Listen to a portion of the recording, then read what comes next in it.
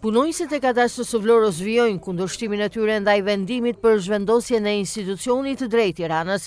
Ata vijojnë të qëndrojnë në ambientet e kadastrës së Vlorës në shenjë proteste duke kërkuar rishikimin e këtij vendimi që sipas tyre cënon jo vetëm të drejtat të punonjësve, por edhe shërbimin ndaj qytetarëve të qarkut të Vlorës. Sipas njoftimeve zyrtare, më datën 31 janar pritet të largohet baza materiale e institucionit, ndërsa 55 punonjës do të transferohen në Tiranë.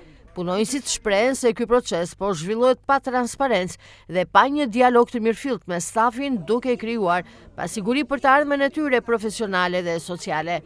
Momente të forta emocionale janë regjistruar gjatë hyrjes së nëndrejtorit Sokol Shehaj, i cili shkoi për të takuar punonjësit. Ai u prit me duar trokitje dhe mes lotësh nga stafi, pasi konsiderohet si një nga drejtuesit që kanë mbështetur hapur punonjësit e hipotekës në këtë situatë.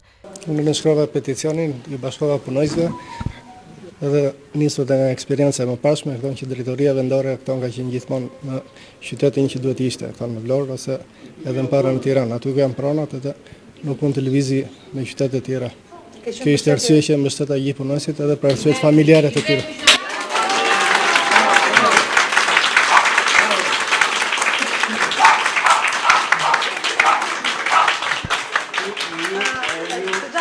Të dha kosto ky vendim.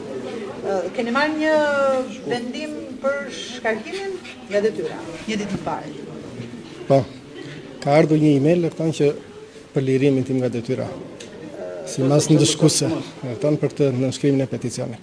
Shehaj është shkarkuar nga detyra pikërisht për shkak të qëndrimit të tij në mbrojtje të punonjësve dhe për firmosjen e peticionit kundër zhvendosjes së institucionit.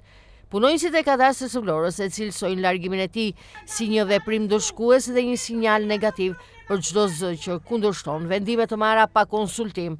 Ata theksojnë se transferimi në Tiranë do të sjellë vështirësi të mëdha ekonomike dhe familjare, po ashtu përfshir pamundësinë për zhvendosje, rritje të kostove të jetesës, si dhe largim nga vendbanimet e tyre.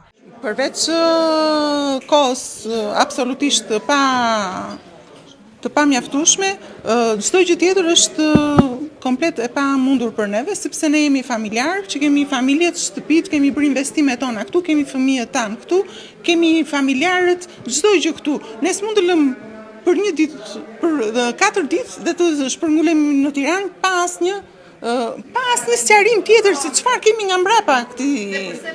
Se ku do vemi, me çfarë do vemi? Do vemi ditë për ditë, na kanë siguruar transport, shtëpi, zyra, çfarë kemi në Tiranë? Nuk kemi as drejtorin këtu, as njëri që të na sqarojë për këtë gjë. Ku nuk ka vendimin? Për vendimin jemi njoftuar vetëm dje. Nuk e dim, thonë që deri në datën, në bazë të vendimit, deri në datën 30 duhet të bëhet shpërngulja. Se si mund të bëhet kjo shpërngulje, punë për ata nuk është për neve, shpërngulja bëhet. Ne jemi 54 punonjës këtu, është bërë para 2 vitesh një transferim i pjesshëm, por u kërkua mendimin në atë kohë se kush mundej të vente në Tiranë. Dhe disa 7 persona thanë ne mund të shkojmë në Tiranë. Normal, ka njerëz të cilët duan të krijojnë një të ardhmen në Tiranë. Duhet të marrë mendimin më përpara. Ne s'mund të krijojmë të ardhmen në Tiranë. Unë jam 55 vjeçë tani. Si mund të krijoj të ardhmen time në Tiranë? Në një ditë të bukur që mendon, nuk e di kush e mendon. Peticion ditën e djeshme. Ku e keni dorëzuar peticionin? E kemi nisur sipas peticionit me sa di unë te drejtoria e përgjithshme, kryeministrit, sekretarit dhe prefektit. Keni marrë një përgjigje? Jo, absolutisht. Sot kam dëgjuar që drejtori ka kërkuar që të nxirren urdhrat për transferim. Kam filluar në 2014 me një shkëputje të vogël 2 vjeçare dhe u riktheva në para 2-3 vjetësh.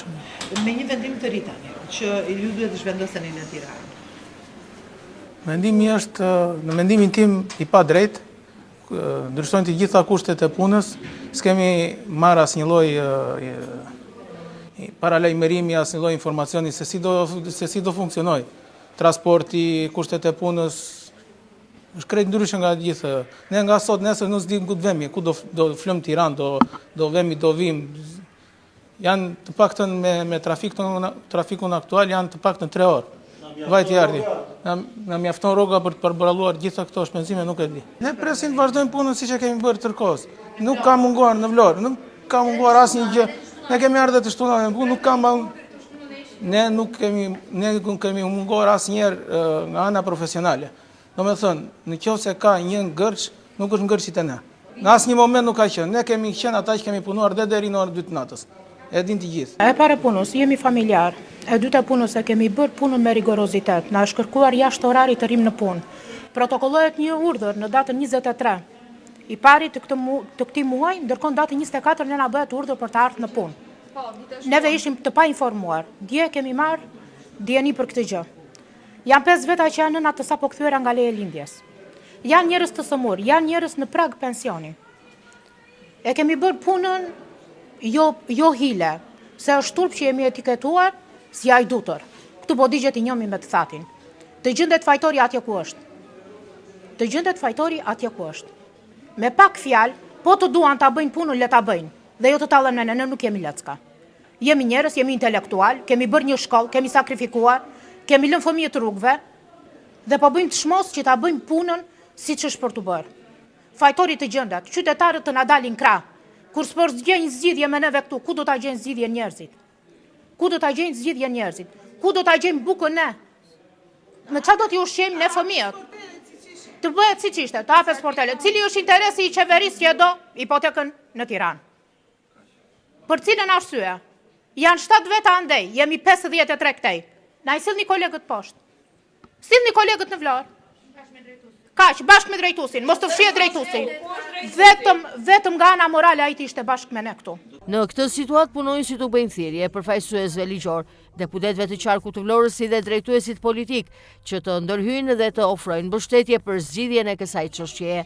Ata kërkojnë dialog institucional, transparencë dhe rishikim të vendimit, me qëllim që kadastra e Vlorës të vijojë funksionimin e saj në shërbim të qytetarëve të zonës.